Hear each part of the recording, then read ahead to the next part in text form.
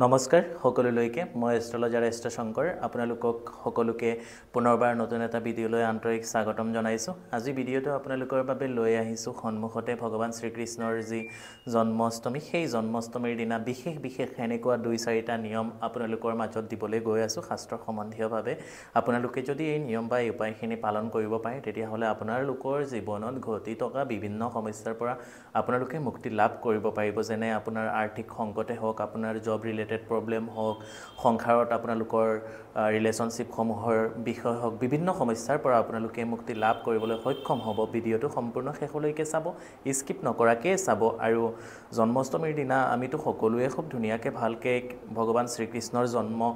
জয়ন্তীটো আমি পালন কৰিমেই। তাৰ উপৰিও যদি এই নিয়মখিনি আমি মানিব পাৰোঁ তেতিয়াহ'লে আমাৰ জীৱনৰ পৰা বিভিন্ন নেগেটিভিটিখিনি কাটিব আৰু আমি ভগৱান শ্ৰীকৃষ্ণৰ আশীৰ্বাদৰ ফলত আমাৰ জীৱনত বহুত বেছি উন্নতি আৰু সুখ শান্তি হ'ব। ভিডিঅ'টো আৰম্ভ কৰাৰ আগত সকলোলৈকে মোৰ ফালৰ পৰা সৰু এটা অনুৰোধ জনাইছোঁ। এতিয়ালৈকে যিসকলে মোৰ বা আমাৰ এষ্ট্ৰ শংকৰ ইউটিউব চেনেলটো ছাবস্ক্ৰাইব কৰা নাই, অনুগ্ৰহ কৰি আপোনালোকে ছাবস্ক্ৰাইব কৰিব। অতি কম সময়ৰ ভিতৰত আমাৰ চেনেলত 100K অৰ্থাৎ 1 লাখ ছাবস্ক্ৰাইবাৰ সম্পূৰ্ণ হ'বলৈ গৈ আছে। আপোনালোকে মৰম আৰু আশীৰ্বাদসমূহ কৰিব। চাওক, জন্মাষ্টমী বুলি কোৱাৰ লগে লগে প্ৰত্যেকজন হিন্দু সনাতনী ধৰ্মাৱলম্বীৰ লোকসকলৰ প্ৰত্যেকৰ ঘৰে ঘৰে আমি ভগৱান শ্ৰীকৃষ্ণৰ জন্ম জয়ন্তী বা জন্মাষ্টমীটো আমি পালন কৰোঁৱেই। আমাৰ অসমত যদিও অকণমান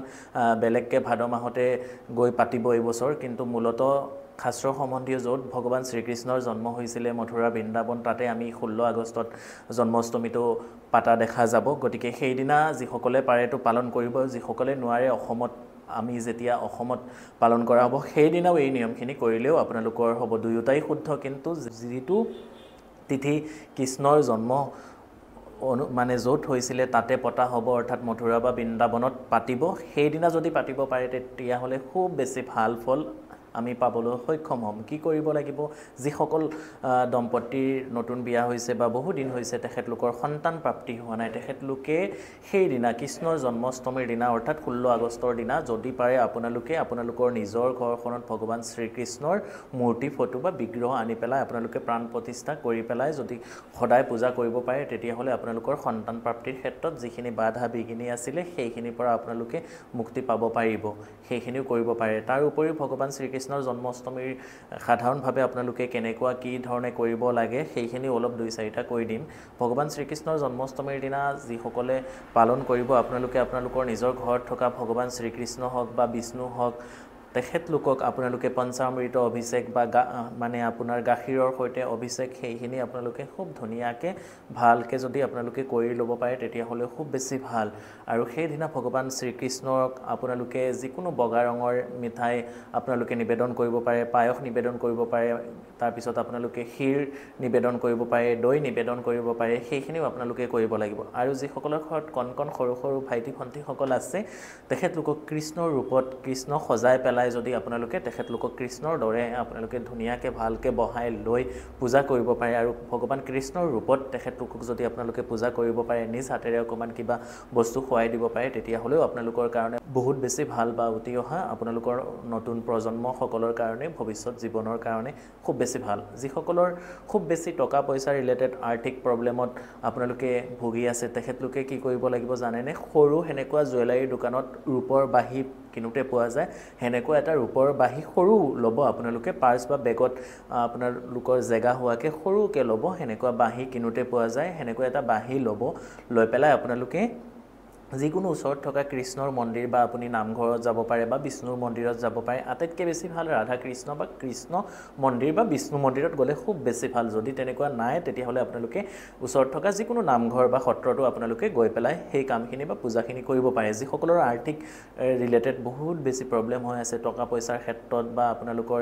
যিকোনো বিভিন্ন জবৰ ক্ষেত্ৰতো প্ৰব্লেম, তেওঁলোকে এই উপায়খিনি কৰি চাব, বহুত বেছি আপোনালোকে উপকৃত হ'ব পাৰিব। কি কৰিব? সেই বাঁহীটো লৈ পেলাই আপোনালোকে ওচৰত থকা এখন কৃষ্ণ মন্দিৰ বা বিষ্ণু মন্দিৰ যাব। লগতে আপোনালোকে 11টা আপোনালোকে মৌৰা চৰাইৰ পাখি আপোনালোকে লগত লৈ যাব লাগিব। আৰু আপোনালোকে লগত লৈ যাব লাগিব অকণমান প্ৰসাদ নৈবেদ্য বা আপোনালোকে যদি পাৰে অকণমান বগা মিঠাই বা সম্ভৱ হ'লে নিজৰ ঘৰতে বনাই খাটি গাখীৰৰ সৈতে পায়স, দৈ ইত্যাদি আপোনালোকে লৈ যাব। লগতে অকমান বেচনৰ লাৰু আপোনালোকে লৈ যাব পাৰে বা হালধীয়া যিকোনো ৰঙৰ মিঠাই আপোনালোকে লৈ যাব পাৰে গৈ পেলাই আপোনালোকৰ নিজৰ নাম গোত্ৰ যদি তাত পূজাৰী আছে সত্ৰাধিকাৰী আছে বামুণ আছে গৈ পেলাই নিজৰ নাম গোত্ৰ দি পেলাই আপোনালোকে পূজা দিব তেতিয়াহ'লে চাব আপোনালোকৰ পূজা দি পেলাই যিটো বাহি থাকিব সেই বাহিটো আপোনালোকে ঘৰত নিজৰ ঘৰত লৈ আহিব আহি পেলাই সেই দিনাই জন্মাষ্টমীৰ দিনাই ৰাতিপুৱা বা যেতিয়াই সময় পায় সেই দিনটোত আপোনালোকে গৈ পেলাই পূজা কৰি বাহিটো আনি পেলাই আপোনালোকে অকমান লগত বাহিটোৰ লগত অকমান হালধীয়া কাপোৰ মৌৰা চৰাইৰ পাখি আৰু বাহিটো লৈ যাব গৈ পেলাই অকমান দক্ষিণা দি পেলাই নাম গোত্ৰ দি পেলাই খুব ভালকে নিয়ম নিষ্ঠাৰ মাধ্যমেৰে পূজা দিব আৰু আহি পেলাই সেই হালধীয়া কাপোৰ খনেৰে বাহিটো মেৰিয়াই নিজৰ পাৰ্চ বা নিজৰ ঘৰৰ আলমিৰা বা লকাৰত যদি ৰাখি দিব পাৰে তেতিয়াহ'লে আপোনালোকৰ বহুত বেছি সংসাৰত উন্নতি শ্ৰীবৃদ্ধি হোৱা দেখা যায় আৰু দুই চাৰিটা কথা জনাম এইখিনিতে সৰু সৰু দুই এটা কথা আপোনালোকক জনাই ল'ব খুজিছোঁ আপোনালোকে বহুতে মোৰ লগত বা আমাৰ লগত যোগাযোগ কৰিম বুলি ভাবে মোক ক'ত কেনেকৈ কিদৰে যোগাযোগ কৰিব পাৰিব মোৰ চেম্বাৰ গুৱাহাটীত আছে নগাঁৱৰ কঠীয়াতলি চাৰিআলিটো আছে আৰু বিশেষ কৰি হোজাইটো আছে মোৰ কেৱল মাত্ৰ তিনিটা জেগাতে চেম্বাৰ আছে গুৱাহাটী নগাঁও আৰু হোজাই ভিডিঅ'ৰ ডিছক্ৰিপশ্যনত contact details chamber detail Facebook page link Instagram link গোটেইখিনি ডিটেইলছত দিয়া আছে যিসকলে এতিয়ালৈকে ফ'ল' কৰা নাই অনুগ্ৰহ কৰি আপোনালোকে ফ'ল' কৰিব আৰু কণ্টেক্ট ডিটেইলছটো আপোনালোকে লৈ পেলাই হোৱাটছআপ ইত্যাদিৰ মাধ্যমে আপোনালোকে আগতীয়াকৈ যোগাযোগ কৰাই পেলাইহে আহিব আৰু যিসকলে এতিয়ালৈকে চেনেলটো ছাবস্ক্ৰাইব কৰা নাই অনুগ্ৰহ কৰি আপোনালোকে ছাবস্ক্ৰাইব কৰিব আৰু যিহেতু ভগৱান শ্ৰীকৃষ্ণ ৰিলেটেড ভিডিঅ' হয় এইটো অনুগ্ৰহ কৰি সকলোৱে জয় শ্ৰীকৃষ্ণ বা ওম নম ভগৱতে বাসুদেৱায় নমঃ সেই মন্ত্ৰটো বা এই ভগৱান শ্ৰীকৃষ্ণৰ নামটো আপোনালোকে সকলোৱে কমেণ্ট কৰিব প্লিজ অনুৰোধ জনাইছোঁ আপোনালোকে কমেণ্টখিনি কৰিব আৰু ভিডিঅ'টো শ্বেয়াৰ কৰিব তাৰ পিছৰ যিটো উপায় আমি দিবলৈ গৈ আছোঁ আপোনালোকৰ যিসকলৰ ঘৰত বহুত বেছি বাস্তুদোষ হৈ থাকে অনবৰতে কাজিয়া পেচাল হৈ থাকে বা সন্তান অবাধ্য হৈ গৈছে তেখেতলোকে এই উপায়খিনি যদি কৰি চাব পাৰে তেতিয়াহ'লে খুব বেছি ভাল আপোনালোকে কি কৰিব লাগিব 11টা আপোনালোকে ল'ব লাগিব মৌৰা চৰাইৰ পাখি আৰু সেই 11টা মৌৰা চৰাইৰ পাখি লৈ পেলাই আপোনালোকৰ ঘৰত যদিও কৃষ্ণৰ জন্মাষ্টমী পাতিছে তেতিয়াহ'লে হ'ব যদি মানে তেনেকুৱা সুবিধা নাই বা আপোনালোকে ওচৰত কৃষ্ণৰ মন্দিৰত যাব লাগিব কেৱল এই উপায়খিনি কৰিবৰ কাৰণে যিকোনো কৃষ্ণ বা বিষ্ণু মন্দিৰত আপোনালোকে যাব লাগিব 11টা নহ'লে আপোনালোকে 28টা নহ'লে 108টা আপোনালোকে মৌৰা চৰাইৰ পাখি আপোনালোকে লৈ যাব লাগিব গৈ পেলাই আপোনালোকৰ সাধ্য অনুসৰি পূজা দিব প্ৰসাদ নৈবেদ্য সেইখিনিতো দিবই দিয়াৰ উপৰিও সেই যে মৌৰা চৰাইৰ পাখিখিনি লৈ গ'লে সেইখিনি আপোনালোকে ভগৱান শ্ৰীকৃষ্ণ বা ভগৱান বিষ্ণুৰ চৰণত দিব দি পেলাই আপোনালোকৰ যে ঘৰৰ যিখিনি প্ৰব্লেম চলি আছে বা আপোনালোকৰ ৰিলেশ্যনশ্বিপত প্ৰব্লেম হৈ আছে বাস্তু দুখত প্ৰব্লেম হৈ আছে বা আপোনালোকৰ সন্তান অবাধ্য হৈ আছে তেখেতলোকে এই 3-4টা কামৰ কাৰণে এই উপায় বা এই নিয়মখিনি আপোনালোকে কৰিব পাৰিব কি কৰিব প্ৰসাদ নৈবেদ্য দি পেলাই খুব ধুনীয়াকৈ ভালকৈ পূজাখিনি কৰিবই পূজাখিনি কৰাৰ উপৰিও আপোনালোকে মন্দিৰৰ পৰা ৰিটাৰ্ণ আহোঁতে সেই যে লগত মৌৰা চৰাইৰ পাখিখিনি লৈ গৈছিলে সেই পাখিখিনি আনি পেলাই অকণমান হালধীয়া খুঁটাৰে বা হালধীয়া কাপোৰে মেৰিয়াই পেলাই আপোনালোকে যদি পূব বা উত্তৰ দিশত আপোনালোকৰ ঘৰৰ পূব বা উত্তৰ দিশত আপোনালোকে বাস্তু ক্ষেত্ৰত যদি এইখিনি কৰে তেতিয়াহ'লে তেনেকুৱা জেগাত আপোনালোকে ৰাখি দিব বা নিজৰ ঘৰৰ থাপনাত আপোনালোকে ৰাখি দিব আৰু সদায় পুৱা গধূলিকে ধূপ চাকি দেখুৱাব বা যেতিয়া সময় হয় আপোনালোকে পূজা পাঠ অকণমান কৰিবৰ কাৰণে চেষ্টা কৰিব বা যোনটো দিশত আপোনালোকৰ বাস্তুখন ডেমেজ হৈ আছে বা ধৰক নৰ্থ ইষ্ট বা উত্তৰ পূবত আপোনালোকৰ টয়লেট বাথৰুম থাকে তেনেকুৱা গৃহত বহুত বেছি আপোনালোকৰ নেগেটিভিটি হৈ থাকে সেই ক্ষেত্ৰত আপোনালোকে নিজৰ ঘৰৰ ড্ৰয়িং ৰুম বা নৰ্থ ইষ্ট কৰ্ণাৰত আপোনালোকে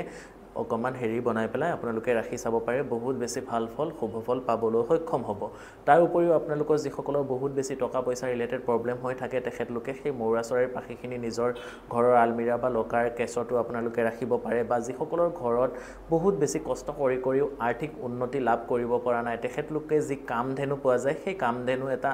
বজাৰৰ পৰা যিকোনো পূজাৰ সামগ্ৰী বিক্ৰী হোৱা দোকান বা গিফ্টৰ আইটেমৰ দোকানত আপোনালোকে কামধেনুটো কিনোতে পাই যাব কিনি পেলাই আপোনালোকে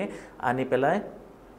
সেইদিনা জন্মাষ্টমীৰ দিনা সেইটো যদি খুব ধুনীয়াকৈ ভালকৈ গাখীৰ দৈ ঘিউ মৌ ইত্যাদি দি পেলাই পূজা কৰি প্ৰাণ প্ৰতিষ্ঠা কৰি পেলাই নিজৰ ঘৰখনৰ নৰ্থ ইষ্ট ডাইৰেকশ্যনত আপোনালোকে ৰাখি থ'ব পাৰে বা নিজৰ ঘৰৰ ড্ৰয়িং ৰুমত নৰ্থ ইষ্ট কৰ্ণাৰত বা উত্তৰ বা পূব দিশত আপোনালোকে ৰাখি থয় তেতিয়াহ'লেও নিজৰ ঘৰখনত আপোনালোকৰ বহুত বেছি লাহে লাহে সুখ শান্তি সমৃদ্ধি আৰু ভগৱানৰ শ্ৰীকৃষ্ণৰ আশীৰ্বাদত বহুত বেছি শুভ ফলখিনি আপোনালোকে পাবলৈ সক্ষম হ'ব গতিকে আজিৰ ভিডিঅ'টো আৰু বহুত বেছি দেৰি নকৰাকৈ শেষৰবাৰ সকলোলৈকে বহুত জন্ম জন্মাষ্টমীৰ আন্তৰিক প্ৰীতি আৰু শুভেচ্ছা জ্ঞাপন কৰিছোঁ আৰু যদি ভিডিঅ'টো ভাল লাগিছে অনুগ্ৰহ কৰি আপোনালোকে কমেণ্ট বক্সৰ মাধ্যমেৰে জনাব আৰু আপোনালোকে আমাৰ পৰা কেনেকুৱা ধৰণৰ ভিডিঅ'সমূহ আশা কৰে সেইখিনি আপোনালোকে কমেণ্ট বক্সৰ মাধ্যমে জনাব আপোনালোকৰ সমস্যা অনুসৰি আমি ভিডিঅ'সমূহ আপোনালোকৰ মাজত লৈ আহিবৰ কাৰণে চেষ্টা কৰিম গতিকে সকলোকে মোৰ ফালৰ পৰা জয় শ্ৰীকৃষ্ণ আৰু সেইদিনা যিহেতু কৃষ্ণৰ জন্ম হৈছিলে আৰু জন্মাষ্টমী হিচাপেও পালন কৰা হ'ব অনুগ্ৰহ কৰি সকলোৱে ওম নমঃ ভগৱতে বাসুদেৱায় নমঃ সেই মন্ত্ৰটো যদি আপোনালোকে